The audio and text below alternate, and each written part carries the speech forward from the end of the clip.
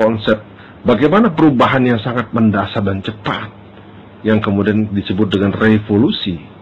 Orang jangan kemudian kaget. Orang kemudian masih trauma dengan kisah-kisah revolusi yang berdarah-darah, bunuh-membunuh. Tidak demikian, tergantung soal apa revolusinya. Kalau revolusi sosial, terjadi perubahan-perubahan di bidang sosial yang sangat mendasar, bisa jadi. Tetapi kalau misalnya revolusi ekonomi, maka yang terjadi adalah revolusi perubahan yang sangat cepat di bidang ekonomi.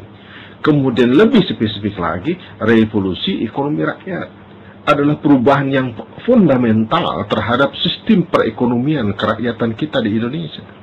Yang saya dengungkan, yang saya declare pada Desember 2008 yang lalu.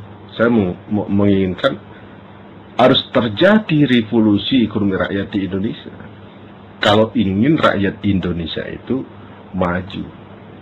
Kenapa saya katakan demikian? Di dunia Eropa, memang yang dibutuhkan oleh mereka adalah kapital. Kapital itu bagi mereka sangat penting. Karena kekayaan alam mereka tidak sekaya kita. Tetapi Indonesia sangat berbeda.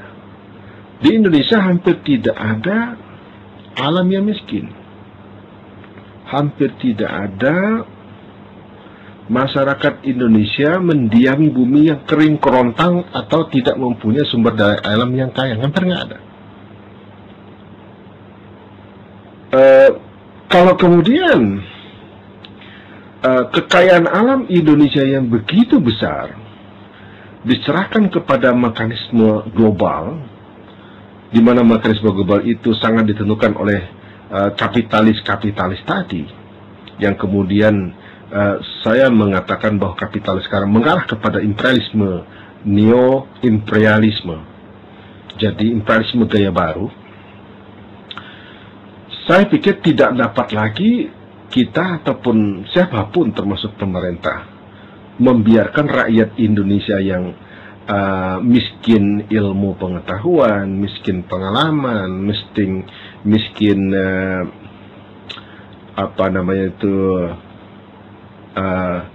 permodalan, miskin juga teknologi dan sebagainya, termasuk miskin jaringan, dibiarkan untuk berkompetisi dengan dunia global yang sudah kapitalis tadi. Sangat tidak mungkin. Kalau itu dibiarkan, dia tergilas. Seperti yang terjadi selama ini di berbagai daerah, di mana orang dari berbagai negara berbondong-bondong membeli izin-izin tambang, kemudian membuat berbondong-bondong menguasai lahan perkebunan, lahan tambang, dan sebagainya, lahan pariwisata dan sebagainya. Kalau kita mau jujur secara fakta bahwa boleh jadi sebagian besar aset-aset ekonomi kita sudah bukan milik rakyat Indonesia lagi, dan itu dikuasai secara amat sistematik.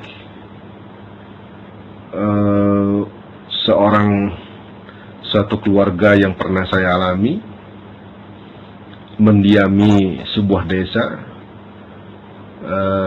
kemudian di desanya itu terdapat kekayaan alam berupa emas, kemudian dia dibayar tanahnya hanya bagian permukaannya saja, padahal emas yang di situ adalah beratus-ratus triliun nilainya. Tetapi yang dibayar oleh negara sesuai dengan hukum agraria, mereka hanya menerima 1 meter persegi hanya 5.000. Apa ini yang disebut dengan yang akan kita biarkan rakyat kita tergilas? Tidak bisa. Dan saya pikir bukan zamannya. Rakyat Indonesia sekarang tidak bisa dilepaskan lagi dalam penguasaan aset-aset ekonomi secara langsung. Artinya bahwa rakyat Indonesia itu harus menjadi satu kesatuan dengan aset-aset ekonomi atau kekayaan alam di mana dia tinggal. Karena itu merupakan berkah yang telah Tuhan berikan kepada rakyat Indonesia. Ini yang harus dipahami dan kemudian harus diwujudkan dalam bentuk undang-undang. Nggak bisa lagi dibiarkan dalam mekanisme pasar internasional yang mengglobal dan menggila ini, menurut saya begitu. Nah, kalau demikian maka saya ingin mengajak melalui revolusi ekonomi rakyat itu agar seluruh rakyat Indonesia itu berhimpun dalam sebuah kartel-kartel ekonomi besar yang saya sebut dengan badan usaha milik rakyat. Jadi para penduduk misalnya di tempat saya tinggal di Tangerang itu harus membentuk badan usaha milik rakyat Tangerang. Namanya bisa menjadi Tangerang Incorporation atau apalah namanya, ya kan. Nah, kemudian masyarakat di Kabupaten Pandeglang juga akan membuat Pandeglang Incorporation. Kemudian dari Cilegon juga akan membuat Cilegon Incorporation. Nah, lalu dari BUMR di tingkat kabupaten ini membuat holding company namanya Badan Banten Incorporation. Nah, Anda bisa bayangkan kalau kemudian BUMR ini disuntik dengan dana subsidi BBM, berikan saja kepada mereka. Tangerang Incorporation dimodali 1 triliun, Pandeglang dimodali 500 miliar, Cilegon dimodali misalnya 1 triliun, dan holding company-nya diberikan 1 triliun. Dan itu sahamnya 100% milik warga negara Indonesia yang bertempat tinggal di daerah yang bersangkutan.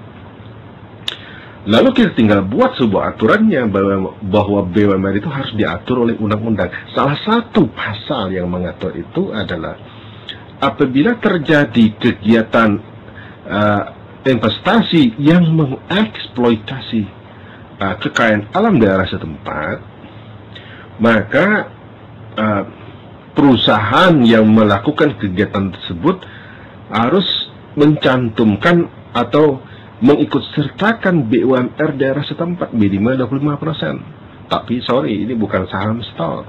Ini adalah saham abadi. Saham yang tidak akan berubah sampai kapanpun. Ini perlu ditegaskan. Beda halnya ketika Pak Harto dulu meminta kepada konglomerat Indonesia untuk memberikan saham 25% kepada koperasi. Memang diberikan, tetapi para konglomerat itu kan orang-orang yang punya daya pikir yang cukup tinggi dengan tim sebagainya. Perusahaan itu mereka bangkrutkan pada tahun kedua ketiga, dan setelah itu pihak koperasi yang punya saham 25% harus menyetorkan modal untuk menyelamatkan perusahaan tersebut. Hukum daripada perserian, barang siapa yang tidak mampu menyetor maka sahamnya hangus. Itu yang terjadi. Dan kemudian saham yang disedekahkan oleh konglomerat Indonesia itu untuk 25% bagi koperasi sekarang menjadi 0. Ini kita tidak inginkan di dalam berikutnya nanti, maka undang-undang yang mengatur BUMN itu harus menyebut 25% itu saham apa.